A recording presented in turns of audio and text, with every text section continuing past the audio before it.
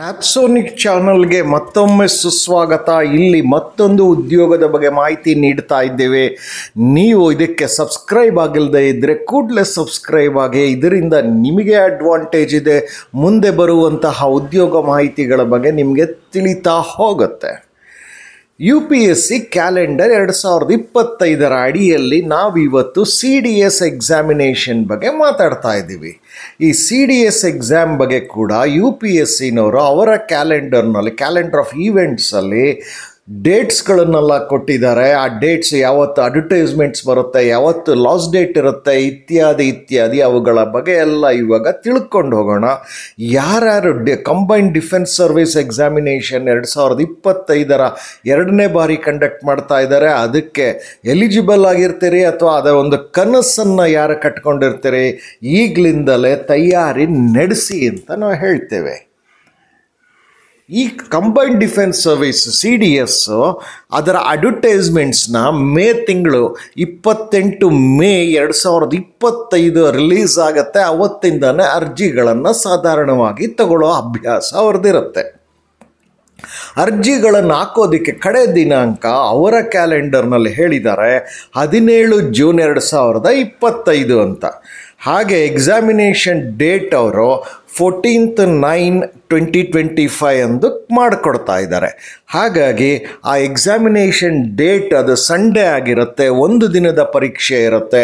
ಅದಕ್ಕೆ ನೀವು ಈಗಲಿಂದಲೇ ತಯಾರಿ ನಡೆಸೋದು ಬಹಳ ಮುಖ್ಯ ಇರುತ್ತೆ. ಮುಂದಿನದಾಗಿ CDS ಅಂದರೆ ಏನು ಅಂದರೆ, ಇದು ಕೂಡ ನ್ಯಾಷನಲ್ ಲೆವೆಲ್ ಎಕ್ಸಾಮಿನೇಷನ್ ಆಗಿರುತ್ತೆ. ಇದನ್ನ ವರ್ಷಕ್ಕೆ 2 ಬಾರಿ ಕರೀತಾರೆ, ಕಂಡಕ್ಟ್ ಮಾಡ್ತಾರೆ. ಇದರಲ್ಲಿ ಆಯ್ಕೆ ಆದಂಥವರು ಅದು ಯಾವುದಕ್ಕೆ ಆಯ್ಕೆ ಆಗಬೇಕು ಅಂದರೆ ಇಂಡಿಯನ್ ಮಿಲಿಟರಿ ಅಕಾಡೆಮಿ ಮತ್ತು ಇಂಡಿಯನ್ ನೇವಲ್ ಅಕಾಡೆಮಿ ಹಾಗೂ ಏರ್ಫೋರ್ಸ್ ಅಕಾಡೆಮಿಗೆ ಮತ್ತು ಆಫೀಸರ್ಸ್ ಟ್ರೈನಿಂಗ್ ಅಕಾಡೆಮಿ ಇದಕ್ಕೆ ಆಯ್ಕೆ ಮಾಡ್ಕೊಳ್ಳೋದಕ್ಕೆ, ಇದಕ್ಕೆ ಅಡ್ಮಿಷನ್ ಸಿಗೋದಕ್ಕೋಸ್ಕರ ನೀವು ಇದು ಪರೀಕ್ಷೆನ ತಗೊಳ್ಬೇಕಾಗಿರುತ್ತೆ. ಇಲ್ಲಿ ಆಯ್ಕೆ ಆದರೆ ಸಂಬಳ ಇದೆಯಲ್ಲ ನಿಮಗೆ 56,100ರಿಂದ ಶುರುವಾಗುತ್ತೆ. ಅದಕ್ಕೆ HRA DA ಎಲ್ಲವೂ ಸೇರಿದಾಗ ಮತ್ತು ಇತರೆ ಬೆನಿಫಿಟ್ಸ್ಗಳು ತುಂಬ ಚೆನ್ನಾಗಿರುತ್ತೆ. ಅವುಗಳ ಬಗ್ಗೆ ಅಡ್ವರ್ಟೈಸ್ಮೆಂಟ್ಸಲ್ಲಿ ತುಂಬ ಡೀಟೇಲ್ ಆಗಿ ಇನ್ಫಾರ್ಮೇಷನ್ಸ್ ಇರುತ್ತೆ. ವಯಸ್ಸು ಅವರು 20ರಿಂದ 24 ಅಂತ ಕೇಳ್ತಾರೆ. ಸೊ ನಿಮ್ಮ ವಯಸ್ಸು 20-24 ಇರುತ್ತೆ ಅನ್ನೋದಾದರೆ ನೀವು ಈಗಲಿಂದಲೇ ಸ್ವಲ್ಪ ತಯಾರಿ ನಡೆಸೋದು ಭಾಳ ಮುಖ್ಯ ಇರುತ್ತೆ.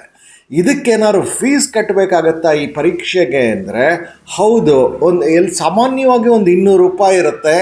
ಆದರೆ ಹೆಣ್ಮಕ್ಳಿಗೆ, ಗರ್ಲ್ಸ್ಗೆ, SC STನವ್ರಿಗೆ, ಇತರರಿಗೆ ಅವ್ರಿಗೆಲ್ಲ ಎಕ್ಸಮ್ಷನ್ಸ್ಗಳಿರುತ್ತೆ ಇದರಿಂದ ಕೂಡ. ಸೊ ಯಾರ್ಯಾರು ಎಲಿಜಿಬಲ್ ಇದ್ದೀರಿ ಇದ್ರ ಬಗ್ಗೆ ಎಲ್ಲ ಯೋಚಿಸಿ ಇನ್ನು ಎಜುಕೇಷನ್ ಕ್ವಾಲಿಫಿಕೇಷನ್ ತಿಳ್ಕೊಂಬಿಡೋಣ.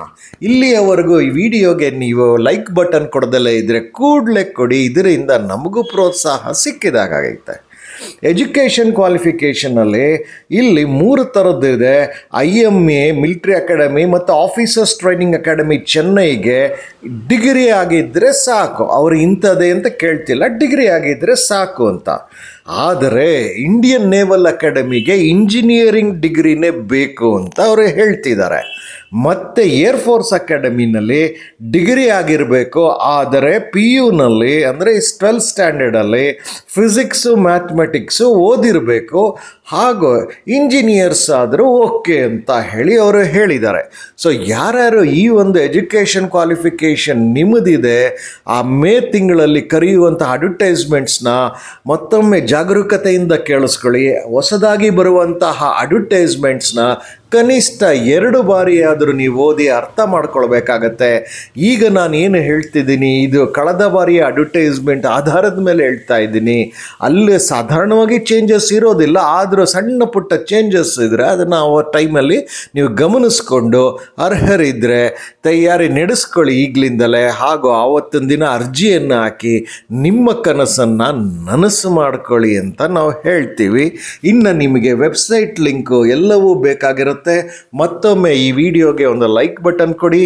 ಇಲ್ಲಿ ನೀವು ವೆಬ್ಸೈಟ್ ಲಿಂಕ್ ಇದಕ್ಕೆಲ್ಲದಕ್ಕೂ ನೀವು ಲಿಂಕ್ ಮುಖೇನವೇ ವಿಡಿಯೋ ನೋಡಿದಾಗ ವಿಡಿಯೋ ಕೆಳಗಡೆ ನಿಮಗೆ ಮೋರ್ ಅನ್ನೋ ಪದ ಇದೆ. ಆ ಆ ಪದವನ್ನು ನೀವು ಕ್ಲಿಕ್ ಮಾಡಿದ್ರೆ ಅಲ್ಲಿ ಡಿಸ್ಕ್ರಿಪ್ಷನ್ ಬಾಕ್ಸ್ ಓಪನ್ ಆಗುತ್ತೆ. ಆ ವಿವರಣೆ ಇರುವಂತಹ ಜಾಗದಲ್ಲಿ ನಾನು ವೆಬ್ಸೈಟ್ ಲಿಂಕ್ಗಳನ್ನೆಲ್ಲ ಕೊಟ್ಟಿದ್ದೇನೆ. ಆ ಲಿಂಕ್ಗಳನ್ನೆಲ್ಲ ಒಮ್ಮೆ ನೋಡಬೇಕಾಗಿ ನಾನು ನಿಮಗೆ ತಿಳಿಸ್ತೇನೆ. ನಿಮಗೆ ಈ ವಿಡಿಯೋ ಇಷ್ಟ ಆಗಿದ್ರೆ ಲೈಕ್ ಮಾಡಿ, ಚಾನಲ್ನ ಸಬ್ಸ್ಕ್ರೈಬ್ ಮಾಡ್ಕೊಳ್ಳಿ, ನೋಟಿಫಿಕೇಷನ್ ಬೆಲ್ ಒತ್ತಿ, ಹಾಗೂ ಬಹಳ ಮುಖ್ಯವಾಗಿ ಇತರರೊಂದಿಗೆ ಹಂಚಿಕೊಳ್ಳಿ.